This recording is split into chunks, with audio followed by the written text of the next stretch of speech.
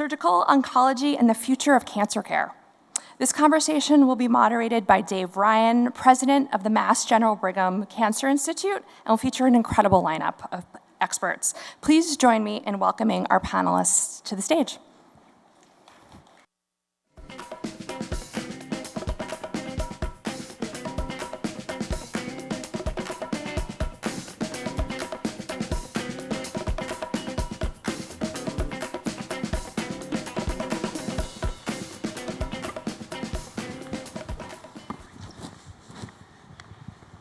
Good morning, everyone.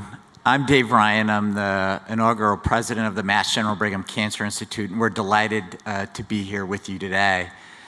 One of the major things that's happened in New England and in Boston over the last year is the integration of Mass General Brigham. We brought two of the most storied academic medical centers together to serve the community as one.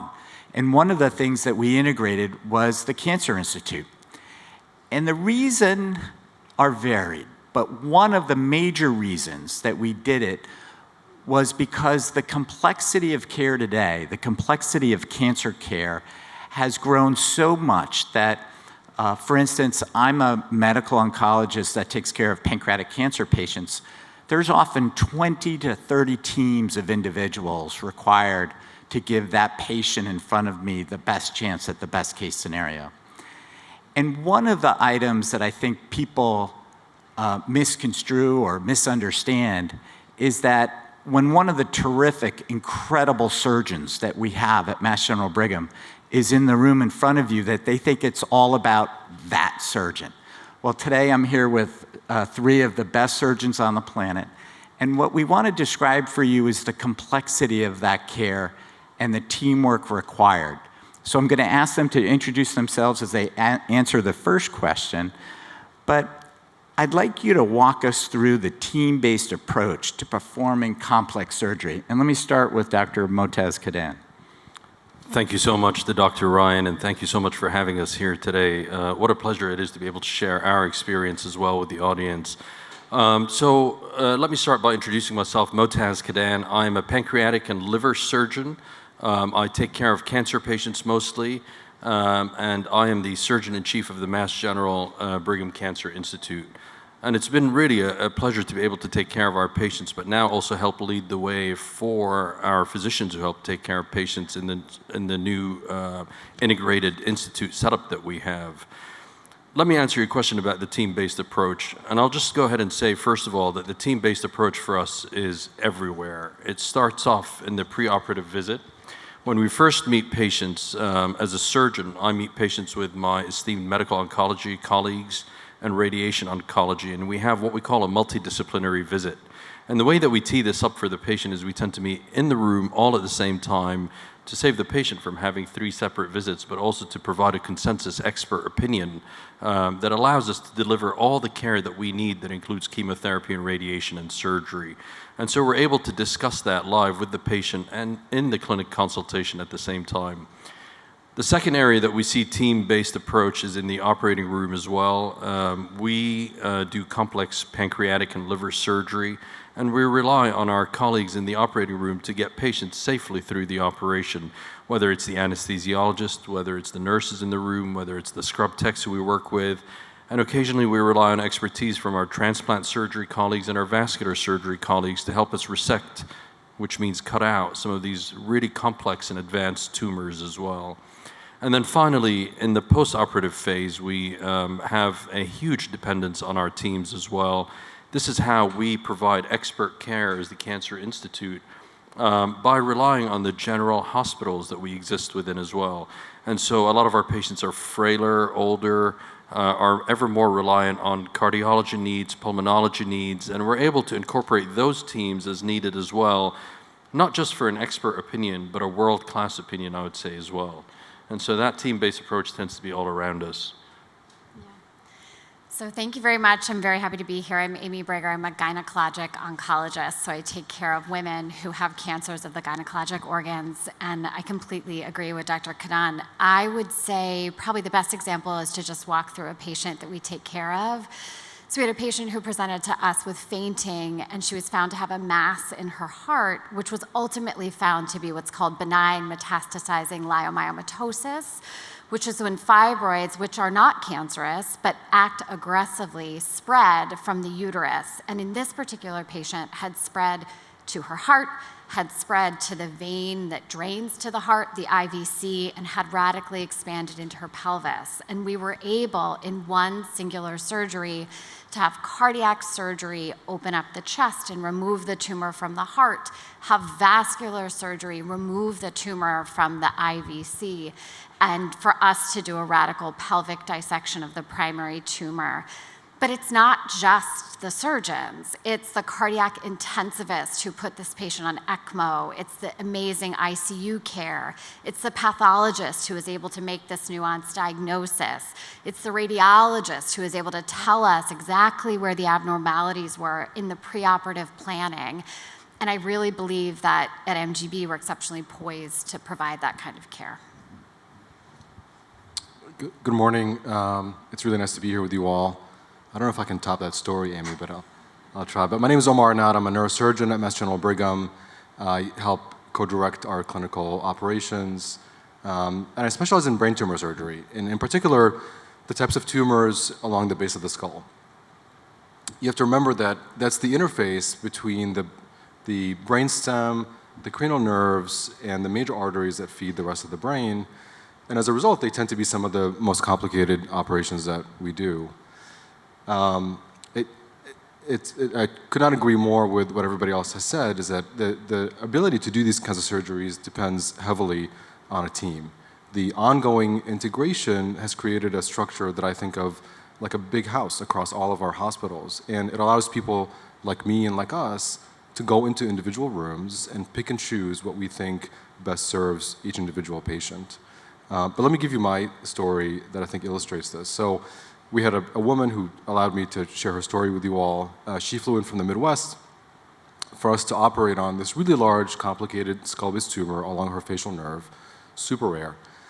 We did a planned 2-day surgery, Monday, Tuesday.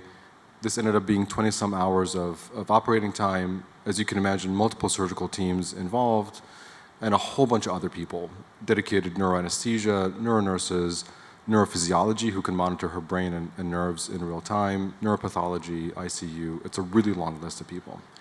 But the bottom line is that after 2 days of surgery, we got her to a total removal of her tumor, which in her case should be curative. And that's really gratifying, as you can imagine, for everybody involved. But to go back to the original point is that people look at us as if we're the only people doing this, but we're the tip of the iceberg. And this entire complex ecosystem has to exist behind us to allow us to do what we do, to do it well, and to do it safely. Omar, let me come back to you with a follow-up question along those lines. So why is high volume such a critical factor in performing complex surgery, including cancer surgery? Yeah, thanks, Dave. That's a really good question. So, when I'm sitting with people in clinic, my usual line, I've got a bunch of lines that I pull from, but one of them is, this thing that you're experiencing, this tumor, is rare. We in neurosurgery deal with some of the most rare tumors in medicine. And the reality is you're not going to go to the grocery store and run into somebody who has what you have. I mean, it's extremely unlikely to happen. But you got to keep in mind that everybody else I'm seeing in clinic today either has what you have or something very similar to it. So these rare things are just not rare, for us. And what that means, Dave, is that having a lot of volume, you can imagine, is good from a surgeon's perspective. It makes us better at what we do, but it also makes the whole system better. If you have enough cases, that means you can build infrastructure that's dedicated. That's the reason that we have a dedicated neuro ICU.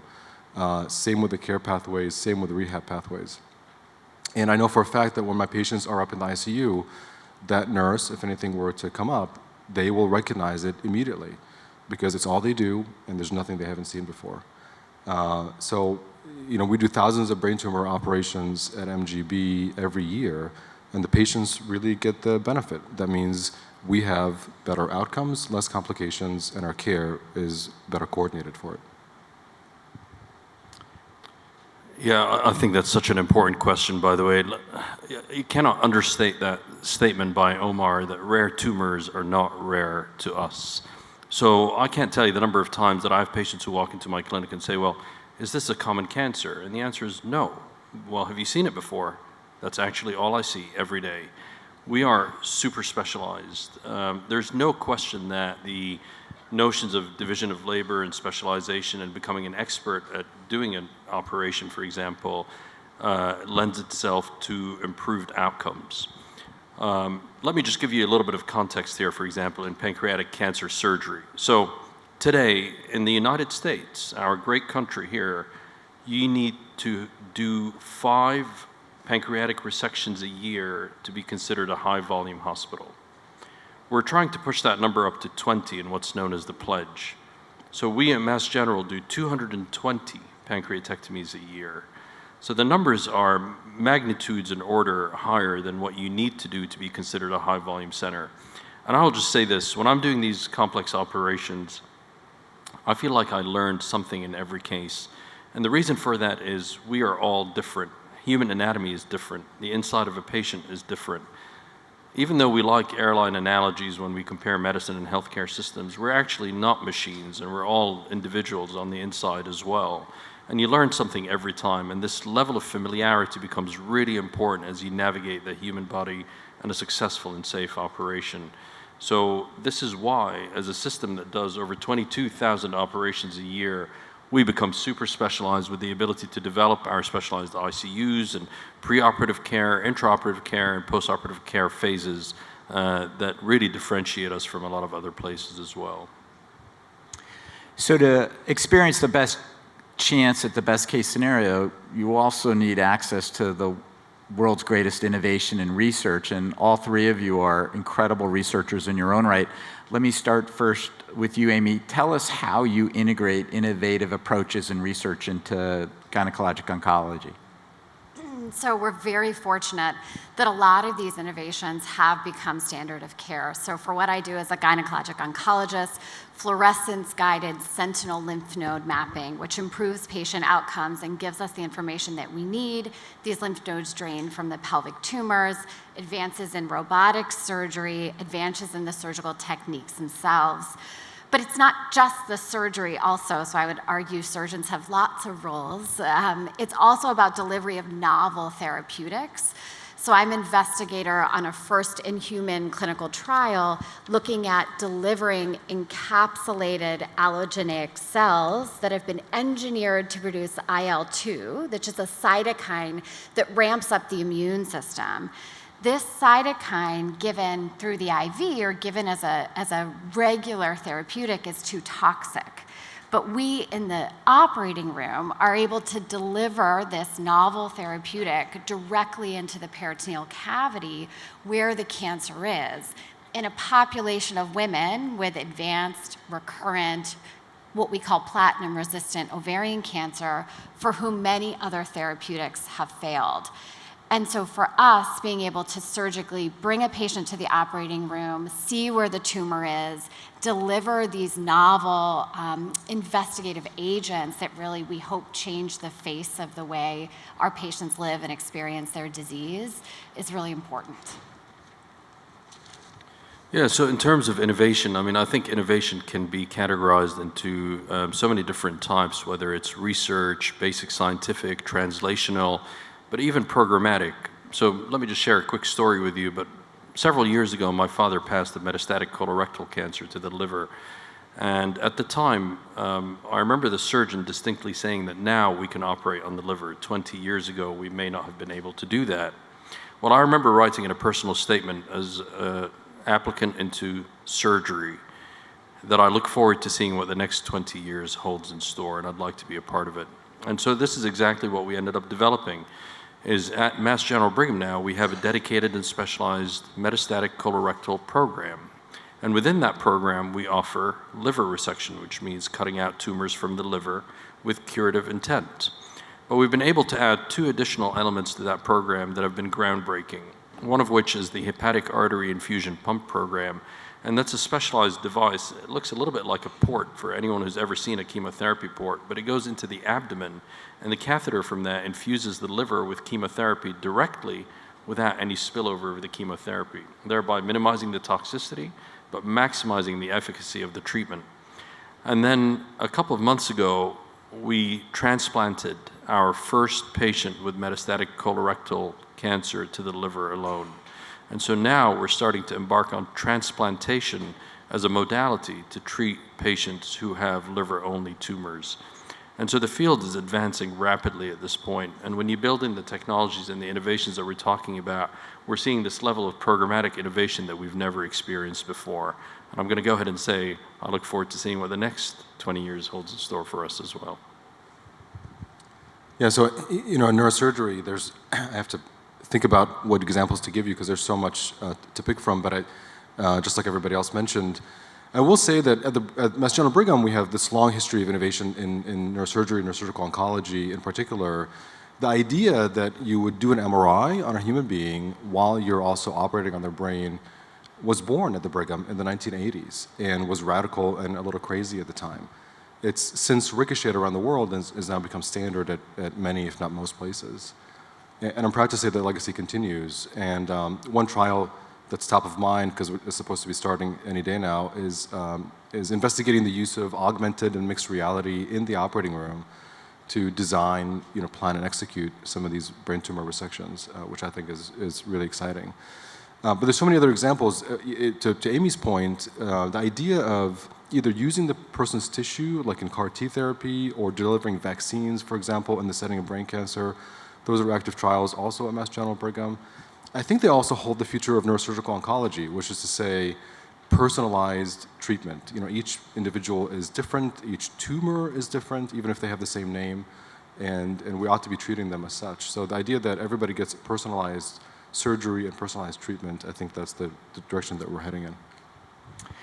So I have always been a surgeon wannabe. I am incredibly, I admire incredibly the ability to do what you do to open people up and cut out these tumors or do whatever surgical procedures.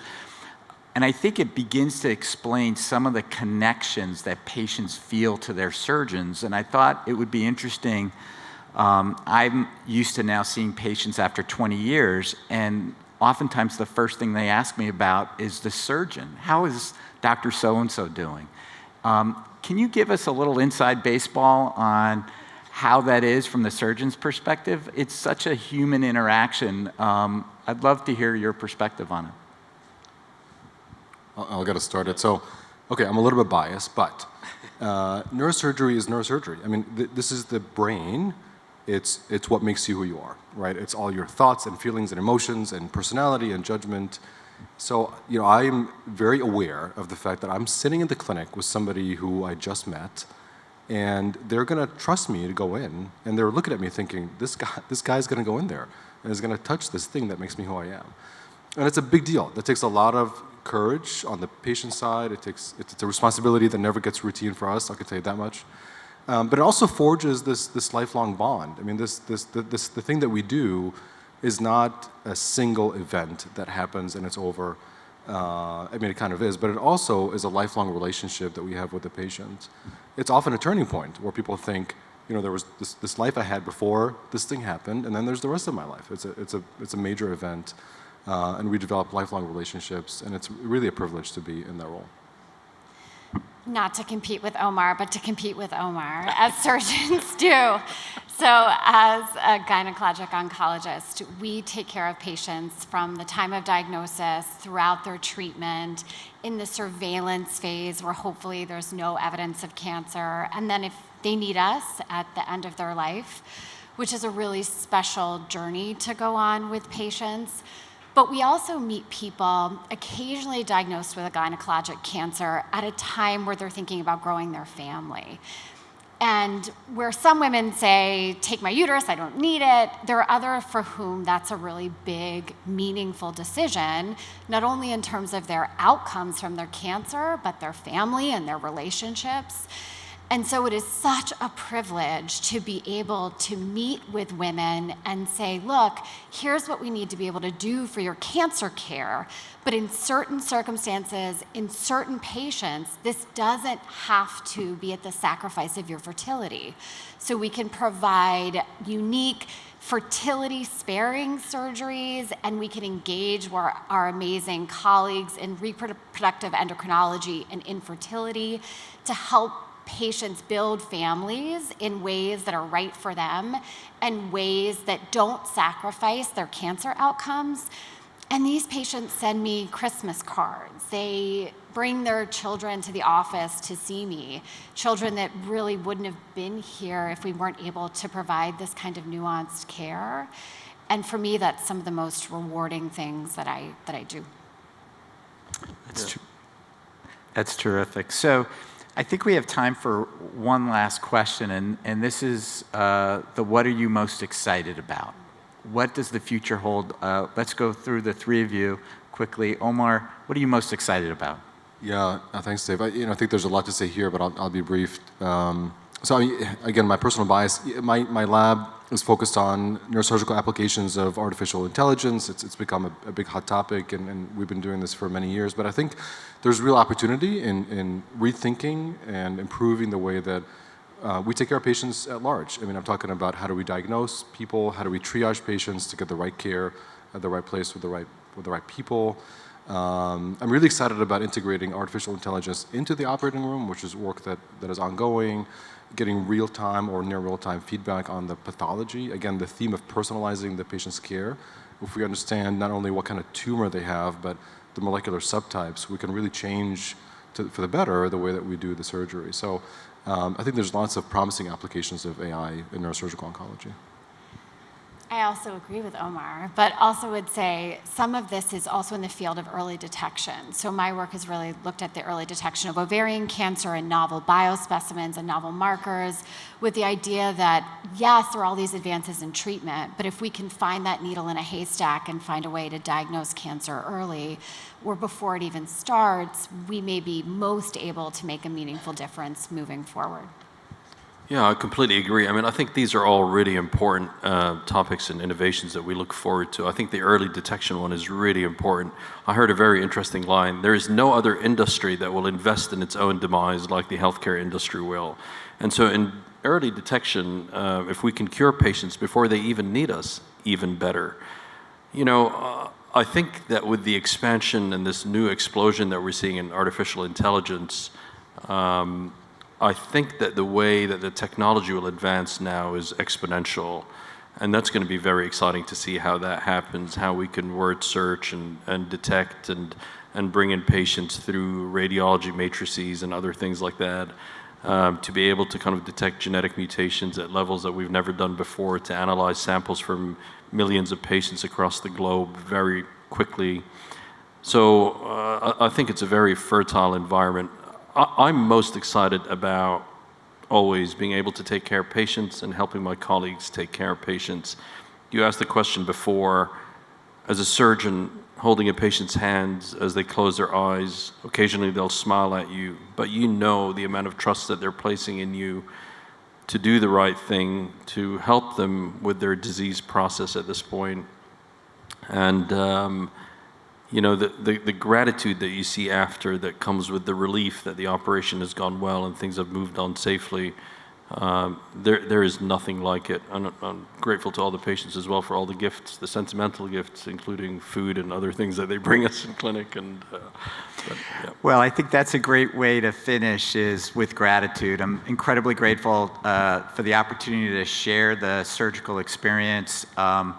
It is one of the great privileges of being in Boston and being at Mass General Brigham is seeing these incredible people dedicate their lives to surgery. To have the ability to open up the pelvis and the abdomen and the brain and do what you do is, and put people back together again and heal them both in body and spirit is just an absolute marvel. And I'm grateful for all of the surgeons and all of what you do. And please encourage your kids to be surgeons. It's one of the greatest resources on the planet here in the United States, and it's a field that's under siege. But you can see here we have 3 relatively young people just engaging with the community in a way that is incredibly special. So I'm grateful to all of you and grateful to the surgical teams at Mass General Brigham. Thank you.